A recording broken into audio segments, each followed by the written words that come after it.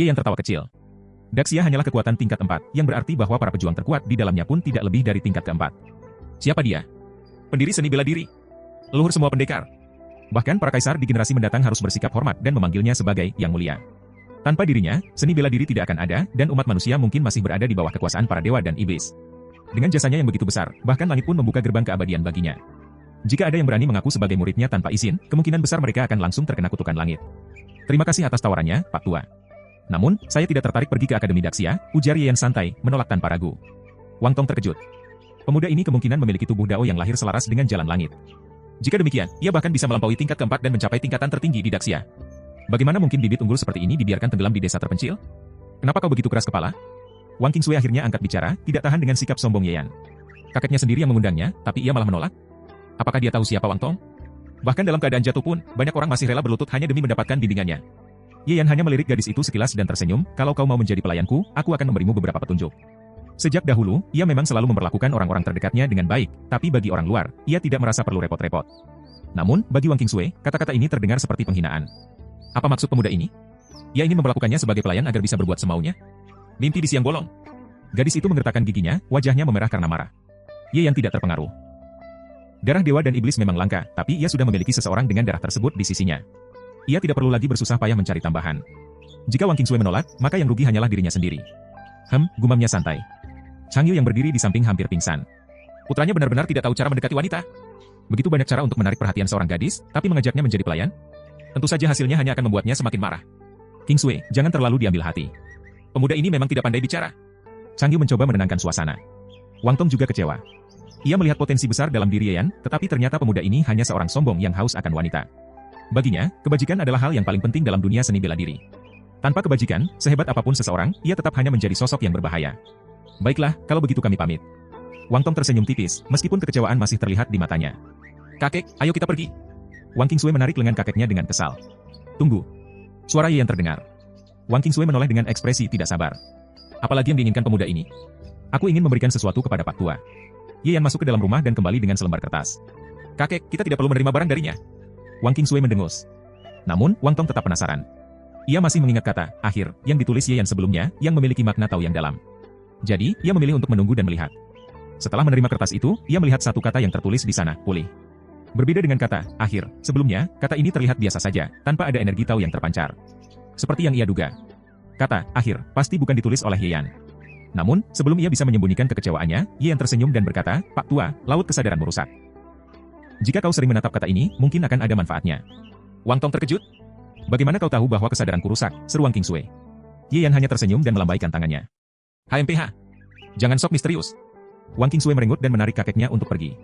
Setelah kembali ke penginapan, Wang Qingsui masih merajuk. Kakek, buang saja kertas itu.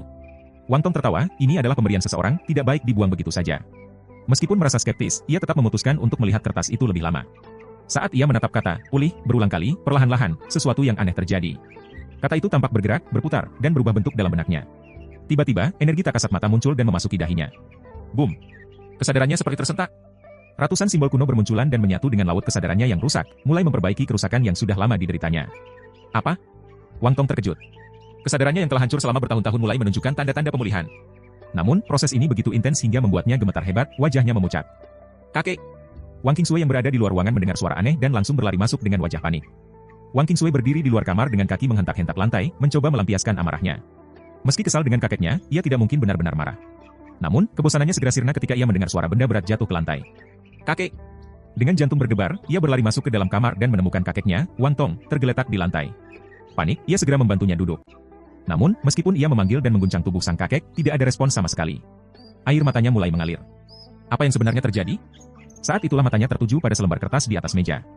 Tadi, di kertas itu tertulis satu kata, tambah. Namun kini, kertas itu telah menjadi kosong. Jangan-jangan. Tatapan Wang Qingsui berubah tajam. Ia langsung teringat pada Ye Yan. Apakah lelaki itu telah meracuni kertas ini? Apakah kakeknya menyentuh racun tersebut tanpa sadar dan kini terkapar tak berdaya? Tapi kenapa? Kakeknya tak memiliki dendam dengan Ye Yan. Satu-satunya kemungkinan adalah dirinya sendiri. Bajingan itu ingin memaksaku menyerah dengan cara sekeji ini, pikirnya dengan geram. Licik dan keji. Aku tidak akan membiarkannya. Tangannya mengepal kuat. Ia ingin segera pergi dan membalas perbuatan Ye Yan. Namun, bagaimana dengan kakeknya? Bagaimana jika ia benar-benar meninggal? Kakek, jeritnya, air mata tak terbendung. Namun, tiba-tiba suara yang sangat familiar terdengar di telinganya. Kau menangis seperti ini, seolah kakekmu sudah mati. Wang Qingsui terkejut, matanya melebar. Ia menoleh cepat dan melihat Wang Tong sudah duduk dengan tenang, bahkan tersenyum padanya. Kakek! Rasa terkejut dan kebahagiaan menyelimutinya. Namun, kegembiraannya segera berganti amarah. Bajingan itu pasti berniat mencelakai kakek. Kita harus segera menemuinya dan meminta pertanggungjawaban. Namun, Wang Tong justru tertawa ringan dan menggelengkan kepala. Swear, kau salah paham. Justru kita harus berterima kasih padanya. Apa? Wang Qingsui menatapnya dengan bingung. Kakek terkena jebakannya, lalu kenapa malah bersyukur? Wang Tong menghela napas panjang, lalu berkata dengan mata berkilat penuh semangat, luka di lautan kesadaranku telah pulih. Benarkah? Wang Qingsui membelalakan mata. Tapi, bukankah luka itu sudah ada lebih dari 10 tahun? Benar, Wang Tong mengangguk.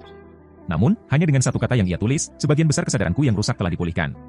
Ia masih merasa sulit dipercaya. Lautan kesadarannya telah rusak bertahun-tahun, bahkan tabib-tabib terbaik di Daxia pun tidak mampu menyembuhkannya. Tetapi sekarang, hanya dengan melihat satu kata yang ditulis oleh Ye Yan, kesadarannya hampir sepenuhnya pulih. Tidak mungkin. Wang Qingsui bergumam, masih sulit mempercayainya. Namun, Wang Tong tidak ragu sama sekali.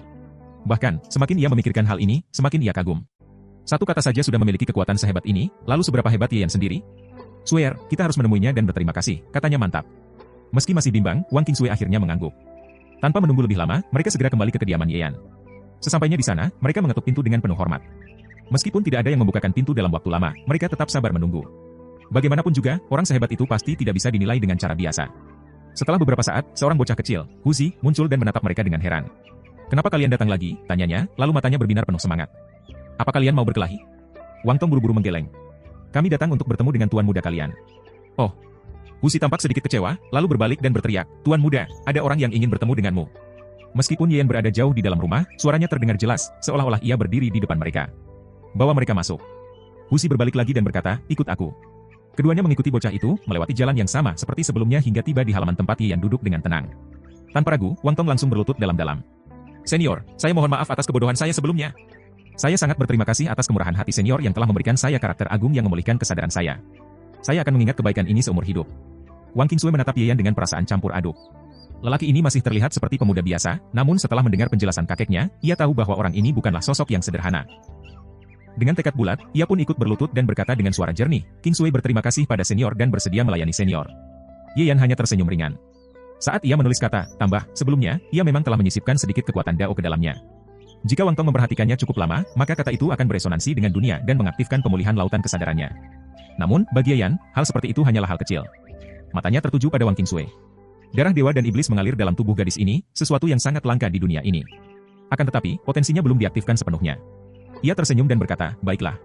Sekarang, aku akan membantumu membangkitkan garis keturunanmu. Wang Qingsui tertegun. Darah? Aktivasi?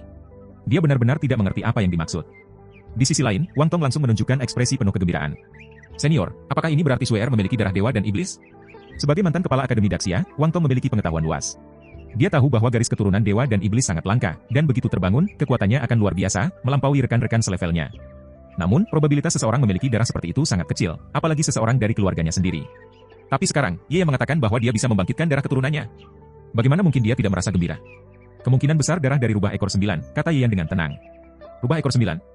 Wang Tong dan Wang Qingsui bertanya bersamaan. Wang Qingsui langsung panik. Aku tidak mau jadi rubah. Ye Yan tertawa. Garis keturunan ini hanya akan memperkuat tubuh dan meningkatkan kemampuan tempurmu, bukan mengubahmu menjadi rubah sungguhan. Mendengar ini, Wang Qingsui sedikit lega, meskipun tetap merasa aneh dengan sebutan itu. Senior, seberapa kuat darah rubah ekor 9 ini? Wang Tong bertanya penuh antusias. Ye Yan berpikir sejenak. Dewa dan iblis adalah makhluk yang lahir dari dunia ini, terlahir kuat tetapi dibatasi oleh dunia itu sendiri. Aku menggolongkan mereka ke dalam 3 tingkat. Tingkat pertama adalah tingkat santo, tingkat kedua adalah tingkat raja, dan tingkat ketiga adalah tingkat jenderal.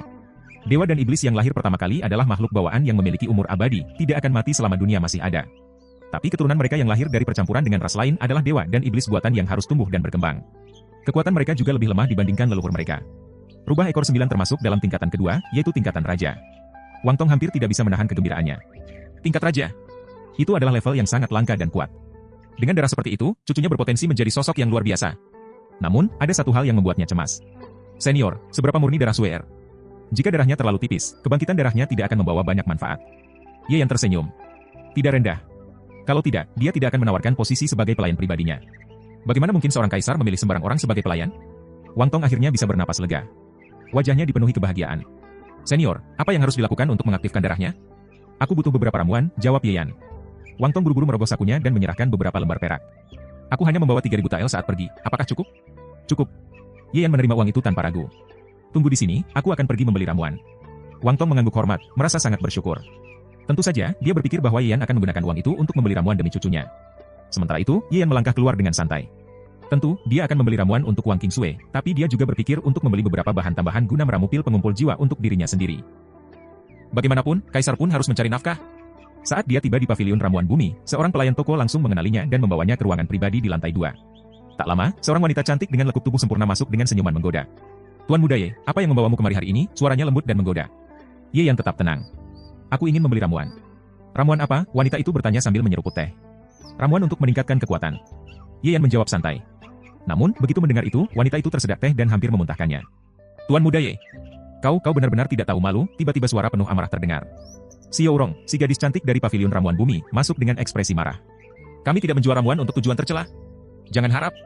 Ye Yan mengangkat alis. Apa maksudmu? Xiao Rong melotot. Kau membeli ramuan itu untuk mempengaruhi wanita, bukan? Dasar tidak tahu malu. Ye Yan langsung terdiam. Dia baru sadar bahwa ucapannya bisa disalahartikan. Melihat ekspresi bingungnya, Xiao Rong semakin marah. Pergi. Kami tidak melayani orang sepertimu. Ye Yan hanya bisa menghela napas panjang. Kadang-kadang, kesalahpahaman benar-benar tak terhindarkan. Ye Yan membeli obat untuk mengaktifkan garis keturunan Wang Qingsui yang memiliki darah langka dari rubah ekor 9. Namun, apakah dia perlu menjelaskan hal itu kepada siapapun? Dengan ekspresi tenang, Ye Yan berkata, jika tidak ingin menjualnya, tidak masalah. Aku bisa meraciknya sendiri. Tanpa memedulikan dua wanita yang terkejut dengan ucapannya, ia langsung turun ke lantai dasar dan mulai memilih bahan-bahan obat. Kali ini, mereka tidak memiliki alasan untuk melarangnya, membeli ramuan adalah hal yang biasa. Setelah mendapatkan semua bahan yang dibutuhkan, Ye Yan menyewa ruang alkimia di paviliun obat bumi. Dia menghabiskan 2 jam di sana, bukan hanya untuk meracik ramuan aktivasi darah, tetapi juga untuk membuat beberapa pil pengumpul roh. Dengan tugas yang selesai, dia pun bergegas pergi. Namun, sesaat setelah kepergiannya, Xiao Rong, si gadis kecil yang selalu curiga, menyelinap masuk. Bajingan ini. Aku harus tahu obat apa yang ia buat, lalu menyiapkan penawarnya dan membagikannya secara gratis agar tak ada yang menjadi korban, katanya penuh semangat keadilan.